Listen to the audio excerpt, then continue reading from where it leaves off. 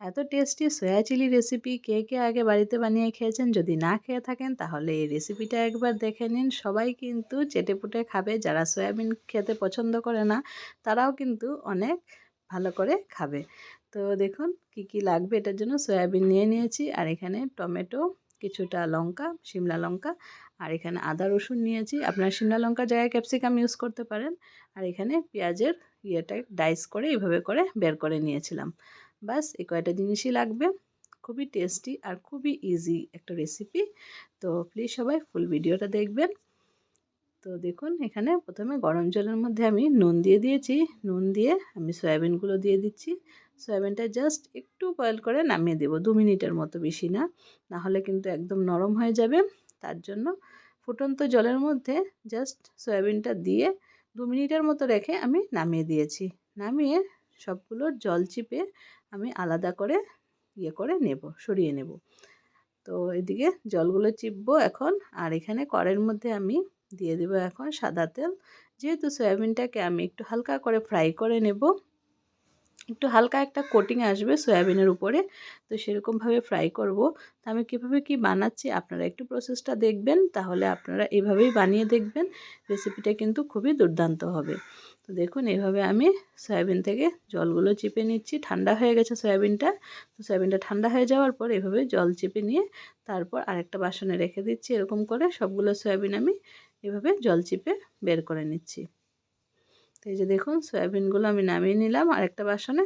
তারপর আমি এখানে যা যা দিচ্ছি সেম এই উপকরণগুলোই আপনারা দিবেন, তাহলে কিন্তু খুব সুন্দর হবে।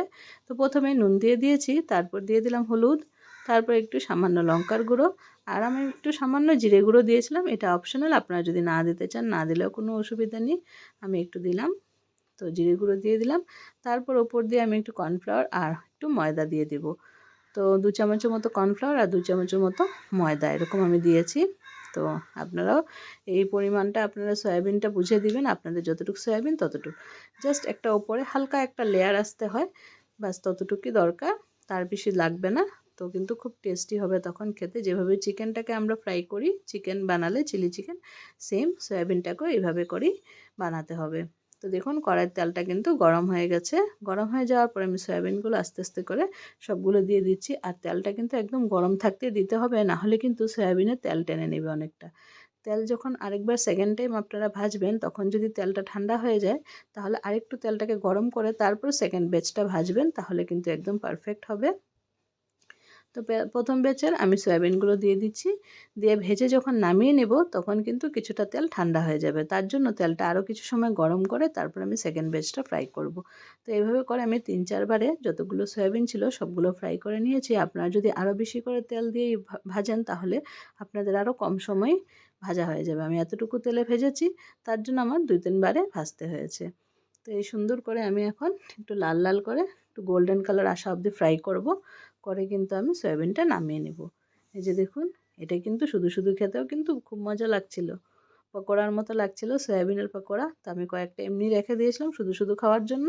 আর তারপর বাকিটা কিন্তু আমি সয়া চিলি বানিয়েছিলাম। আর সয়া চিলি রেসিপিটা কিন্তু রুটি, ভাত, পরোটা সব কিছুর সাথেই ভালো লাগবে খেতে। আর গরম গরম ভাতের সাথে তো খুব বেশি ভালো লাগবে। যেহেতু এটা একটু ড্রাই করে আমি বানিয়েছি, আপনারা চাইলে এটা কিন্তু একটু ঝোল ঝোল রেখেও বানাতে পারেন। আমি কিন্তু একটু ড্রাই করেই বানিয়েছি, কিন্তু বেশ ভালো হয়েছিল। তো আপনাদেরকে অনুরোধ রইল প্লিজ এই রেসিপিটা একবার আপনারা বাড়িতে বানিয়ে দেখবেন। আর যাদের বাড়িতে সয়াবিন কেউ পছন্দ করে না তারা একবার এটা কিন্তু অবশ্যই বানিয়ে দেখবেন।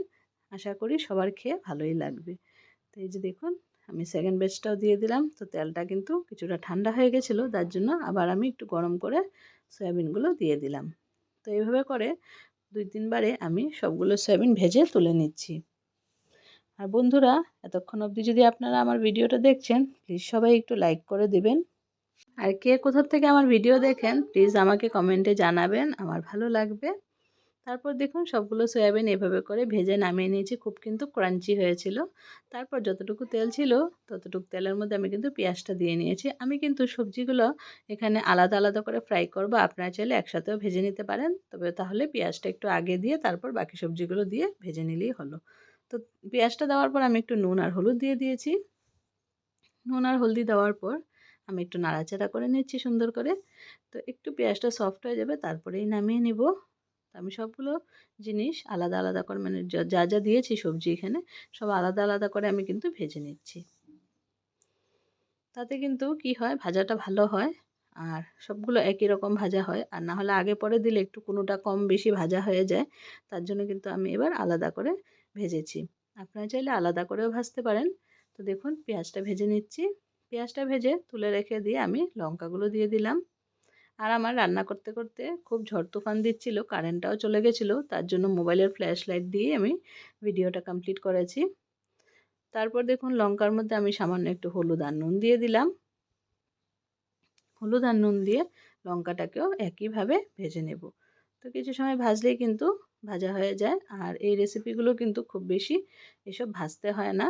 পেঁয়াজ তারপর ক্যাপসিকাম বা শিমলা মির্চ যাই দেন আর এগুলো একটু কম ভাজলেই মানে ভালো হয়। তো এগুলো আমি নামিয়ে নেব এখন। একটু শক্ত শক্ত থাকতেই নামিয়ে নিলে বেশ ভালো হয় রেসিপিটা।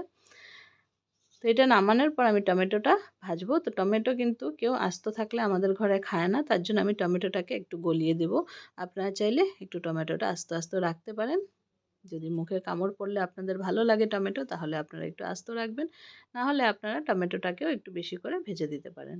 তো আমি লঙ্কাটা কিন্তু এখন উঠিয়ে নিব।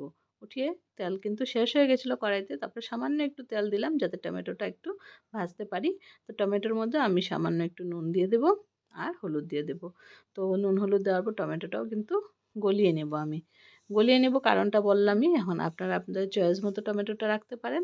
যদি মনে করেন যে একটু এরকম টুকরো টুকরো থাকবে বেশ ভালো লাগবে তাহলে এভাবে রাখতে পারেন।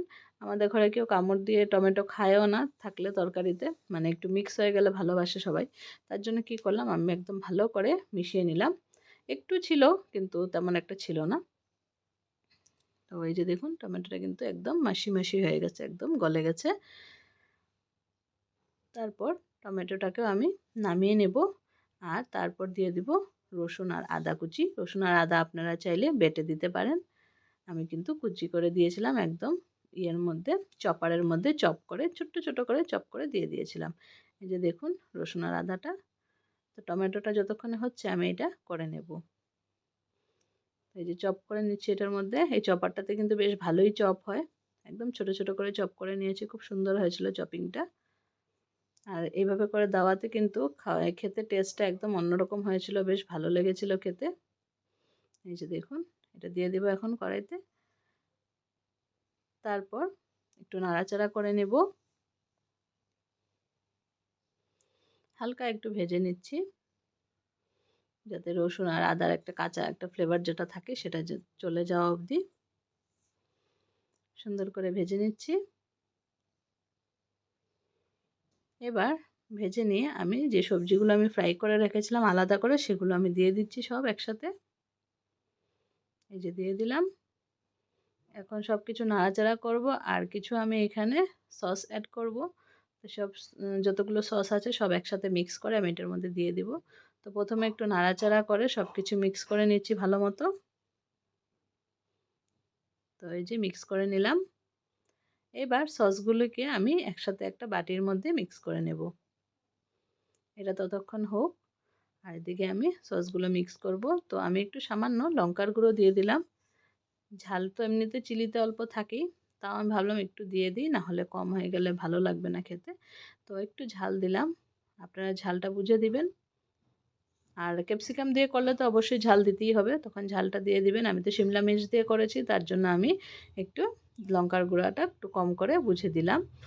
আর ক্যাপসিকাম দিলে অবশ্যই ঝালটা একটু দিতে হবে, তো সেটা আপনারা দিয়ে নিতে পারেন।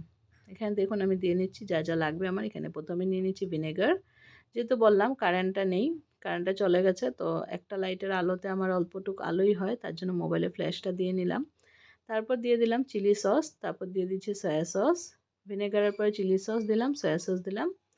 তারপর দিয়ে দিব টমেটো কেচাপ। টমেটো কেচাপ আমার এইটার মধ্যে ঢালা, তো এটার থেকে দিতে একটু অসুবিধা হচ্ছিল। এক হাত দিয়ে করছিলাম আর এক হাত দিয়ে ভিডিও করছিলাম, এক হাত দিয়ে রান্না করছিলাম। তো এটা বানানোর পরে যে মিক্স করে নিলাম, মিক্স করে এবার আমি এটা দিয়ে দেবো কড়াইয়ের মধ্যে। তো এই যে দিয়ে দিচ্ছি। তারপরে একটু বাটিটা ধুয়ে একটু জল দিয়ে দেব। এটার মধ্যে রেসিপিটার মধ্যে আমি এই যে এখন যতটুকু জল দেবো এই জলটাই কিন্তু দিচ্ছি, আর কিন্তু জল এখানে আমি অ্যাড করছি না। আপনারা যদি মনে করেন যে এটা একটু গ্রেভি গ্রেভি রাখবেন তাহলে আপনারা অল্পটুকু ঝোল দিয়ে দিতে পারেন। বাটিটা ধুয়ে একটু জল দিয়ে দিলাম, দিয়ে এবার ভেজে রাখা সয়াবিনগুলো দিয়ে দিচ্ছি। সয়াবিনটার মধ্যে ভালো করে মশলাটাকে কোটিং করে নিচ্ছি ভালো মতো। ভালো করে নাড়াচাড়া করলেই কিন্তু মশলাটা সুন্দর করে কোট হয়ে যাবে। এটা এত টেস্টি হয়েছিল বলার মতো না। আমি কিন্তু ফার্স্ট টাইম ট্রাই করেছিলাম, কিন্তু খেতে কিন্তু অসাধারণ লেগেছিল। বন্ধুরা, আপনাদেরকে অনুরোধ রইল একবার প্লিজ আপনারা বানিয়ে দেখবেন বাড়িতে। আশা করি আপনাদের ভালো লাগবে খেয়ে। তো দেখুন সব কিছু ভালো করে মিক্স করে নিলাম। রেসিপি কিন্তু পুরোপুরি রেডি হয়ে গেছে, গরম গরম একদম খাওয়ার জন্য রেডি। তো আমি এটা ডিনারের জন্য বানিয়েছিলাম, আর সবার খেয়ে খুব বেশি ভালো লেগেছে। দেখুন সার্ভ করে নিলাম। তো বন্ধুরা, আজকের ভিডিওটা আপনাদের কেমন লাগলো? যদি ভালো লেগে থাকে লাইক কমেন্ট শেয়ার করে দিবেন। আর যা চ্যানেলে নতুন বন্ধু আছেন প্লিজ চ্যানেলটাকে সাবস্ক্রাইব করে বেল আইকনটা প্রেস করে রাখবেন। তাহলে আমার ভিডিওজের নোটিফিকেশন সবার প্রথম আপনাদের কাছে পৌঁছে যাবে।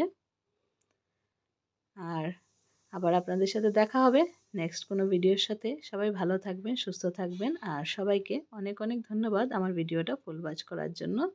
আজকের জন্য তাহলে আসি, আবার দেখা হচ্ছে নতুন ভিডিওতে। Tata, bye bye.